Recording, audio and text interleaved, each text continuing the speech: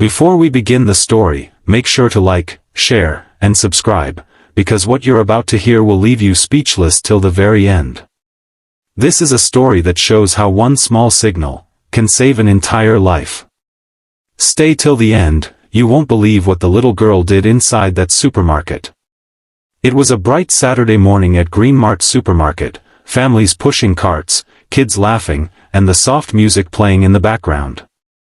Everything seemed normal, until Officer Daniel Reed noticed something that made his heart stop. He was off duty that morning, just picking up milk and cereal for his teenage son. His badge was tucked in his pocket, his uniform replaced with a plain gray hoodie. But once a cop, always a cop, his eyes were always watching, always reading situations others didn't notice. As he stood in the checkout line, he spotted a little girl, maybe 7 or 8 years old, standing beside a tall, scruffy man in a faded leather jacket. Her hair was messy, her pink dress looked like it hadn't been washed in days, and she clutched a small stuffed rabbit so tight her knuckles were white. Something about her posture felt wrong, too stiff, too scared. The man kept looking around nervously. His grip on the girl's shoulder was too tight, like he was holding her in place. But what truly caught Daniel's attention was the girl's eyes. When their gazes met, she didn't look away. Instead, she did something strange. She raised her hand slightly, and made a small motion, 3 fingers across her palm, then pressed her thumb in. It was quick. Almost invisible. But Daniel knew that signal. It was the silent distress sign, the one taught to victims of kidnapping and abuse, to secretly ask for help without alerting their captors. Daniel's heart pounded. He knew he had to act fast, but one wrong move could put her in danger. He slowly turned toward the cashier, pretending to check out his items, but his mind raced.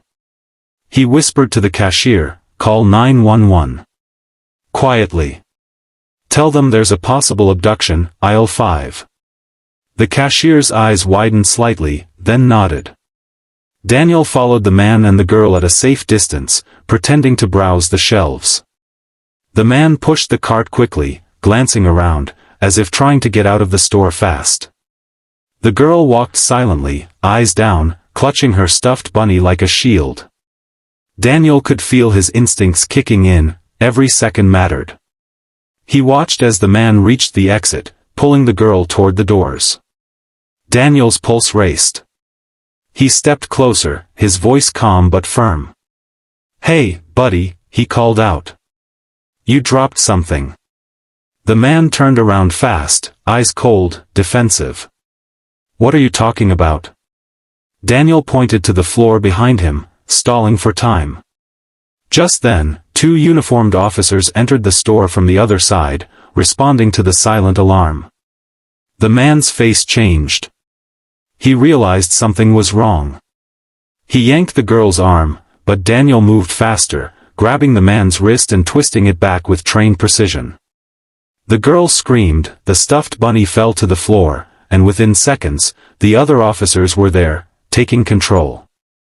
The man was restrained, shouting curses, while the girl trembled, hiding behind Daniel.